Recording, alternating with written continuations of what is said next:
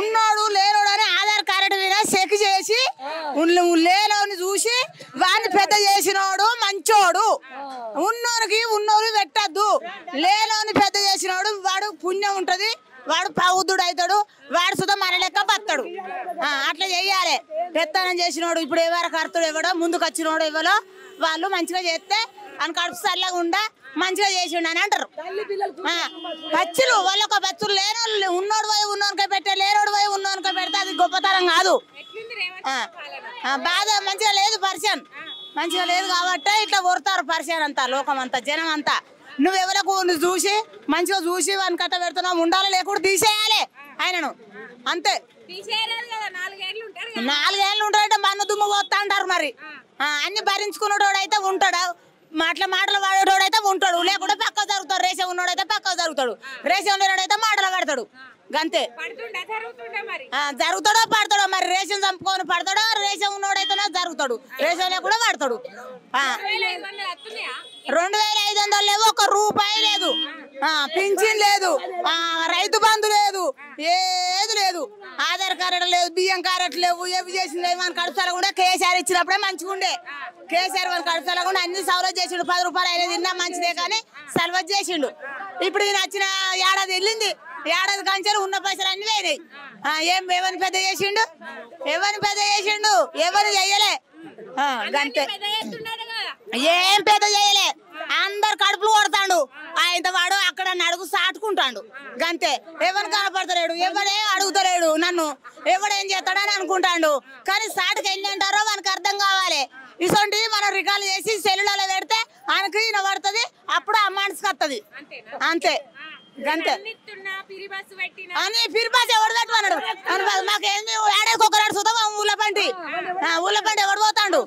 మేము 100 రూపాయలు టికెట్ పెట్టను బస్సు, మాకేమద్దు పిరి, మాకేమద్దు బస్సు పిరి పెట్టనే పెట్టద్దు. నువ్వు బస్సు పిరి ఎందుకు పెట్టాలి? ఏళ్ళని ఒక్కనన్నా మాకు తీరినాడు పెడతాం. ఇన్నేళ్ళ బట్టి 50 ఏళ్ళకి వచ్చినాం మేము. 50 ఏళ్ళకి వచ్చినా మేము బస్సులలో పోలేదా? పుణ్యాకు బస్సులలో పోయినాం మేము. అప్పుడు సంసారం చేయలేదా? ఇప్పుడు కట్టేసేస్తాం. ఏనుకట్టు నడిచినట్టు నడవాలి తొవ్వ. అంతే అంతే. బస్సులు నువ్వు అసలే పిరి పెట్టకు, మా కడుపులు కొట్టకు. బస్సు తీసేయి, పిరి తీసేయి. నువ్వు కరెంటు బిల్లులు సుధా మాపు చేస్తానంట. నువ్వు కరెంటు బిల్లులు సుధా మాపు చేయకు. శేలావతిగా 100 వచ్చిన కాడ 50 అయ్యి నిన్ను 100 ఎవడేమంటాడు మొత్తం. నువ్వు 100 వేసే కాడ 50 అయ్యి.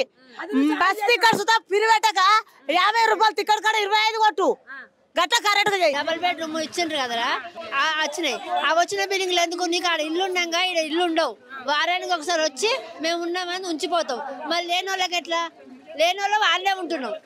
ఆడ ఉన్న వాళ్ళకి నీళ్ళు ఇవ్వమంటే 2000 కట్టు, 1000 రూపాయలు ఇయ్యి, 2000 కట్టు. మనిషికి 2000 వేస్తే ఇంట్లో నీళ్ళు ఇస్తాం, లేకపోతే నీళ్ళు లేవు. మరి ఇంట్లో ఉండోళ్ళం ఎట్లుండాలి? నువ్వు వారానికి వచ్చి పోతావు, నీకు ఇల్లు ఉందని వారానికి వచ్చిపోతుంది. ఇల్లు నేను వాళ్ళనే ఉంటున్నాం కదా. మరి అట్లా 3000 కట్టమంటే 7 కట్టాం. 3000కి కూలి చేసుకొని 3000 7 కట్టము. నీళ్ళకు నీళ్ళు పనులు మనిషిని పెట్టాలి. ఇల్లు వచ్చింది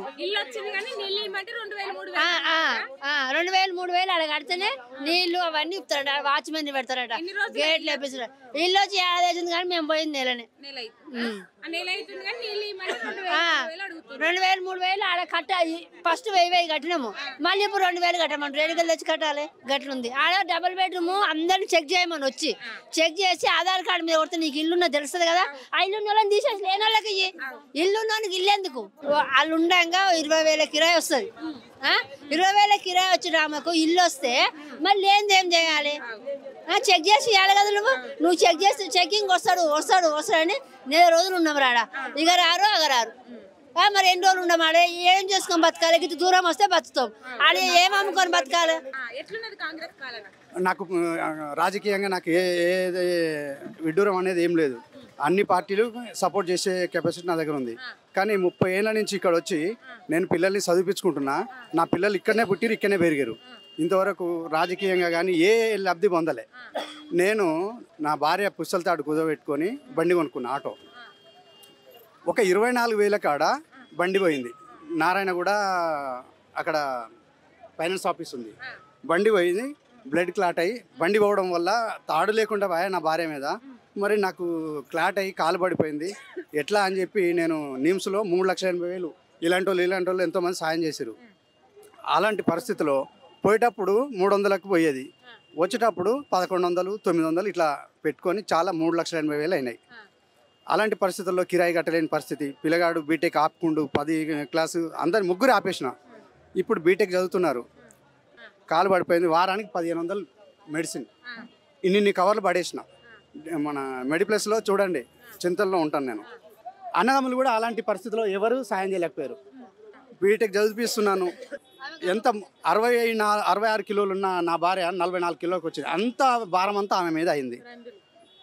ఇప్పుడు నాకు కనీసం ఇల్లు లేదు మేడం. ఇగో ఈ phone pipe line road, Jeedimetla pipe line రోడ్లో ఒక మేడం ఇచ్చింది. ఆ మేడం ద్వారా నేను ఫోన్ మాట్లాడుకోగలుగుతున్నా. లేదు మేడం, ఇగో నా భార్య వచ్చింది. 66 కిలోలు ఉన్న ఆమె 44 కిలోలకు వచ్చింది. కనీసం ఆరోగ్యంగా ఎంతో ఇదిగా అయిపోయింది. అయినా చూపించలేని పరిస్థితి. నా పిల్లలకి బీటెక్ చదువుతున్నాడు, ఇక్కడ ముక్కు ప్రాబ్లం ఉంది, అయినా చూపించలేని పరిస్థితి. ఇల్లు లేదు మేడం, ఊర్లో కూడా ఇల్లు లేదు మేడం. ఇల్లు జాగా ఆ 3,80,000 ఎట్లా అయిందంటే ఇల్లు అమ్ముకొని వచ్చి ఇక్కడ అప్పు కట్టుకున్నా, ట్రీట్మెంట్ తీసుకున్నా. ఇప్పుడు ఇల్లు లేదు, చెట్టు కింద ఉన్నట్టున్నా. పిల్లలు, నా బిడ్డని 3 నెలలు దాకా ఆపేసిన.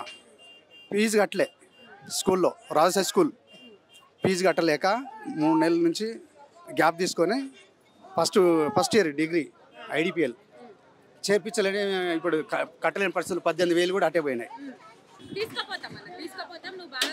నాకు ఇల్లు ఎవరిస్తారో వాళ్ళకు లైఫ్ లాంగ్ నేను సేవ చేస్తాను. రాజకీయంగా కాదు, ఒక మానవ వ్యక్తిగా నా పిల్లలు నేను సపోర్ట్ చేస్తాం. నా అడ్రస్ చెప్తా, పద్మనగర్ ఫేస్ 2 రింగ్ రోడ్ కిరాయికి. చిన్న రూమ్లకి 7,000 కడుతున్నా సార్. అప్పు చేసుకొని నా పిల్లలకి ఫీజు కట్టుకోవడానికి 50,000 అప్పు తెచ్చిన. ఒక మేడం ఇచ్చింది. అది చదువు ఆపేసుకొని ఆటో కొనుక్కున్నా, ట్రాలీ ఆటో. దానికి బాడీ కట్టించలేని పరిస్థితి. 20,000 ఇవ్వాలంటే ఎవరు ఇవ్వట్లేరు. ఫోన్ కొనుక్కునే పరిస్థితి లేదు.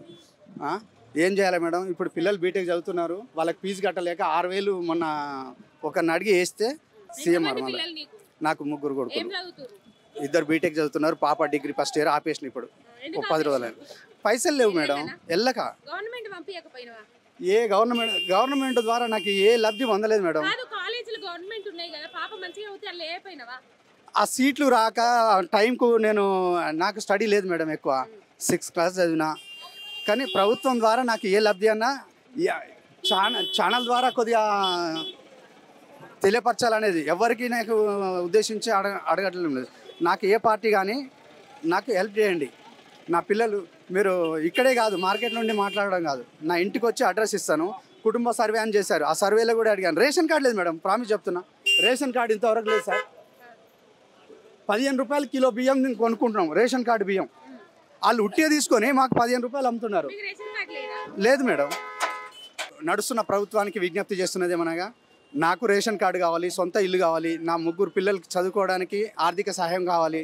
రేవంత్ రెడ్డి గారు, సీఎం గారు, మీరు వచ్చి ఏం చేస్తారో మాకు తెలియదు. మరి మీ ద్వారా కొద్దిగా జరిగిద్దని తెలంగాణ బిడ్డగా చెప్తున్నాను. నాకు హెల్ప్ చేయండి. నేను హ్యాండిక్యాప్, పింఛనీ రాయండి.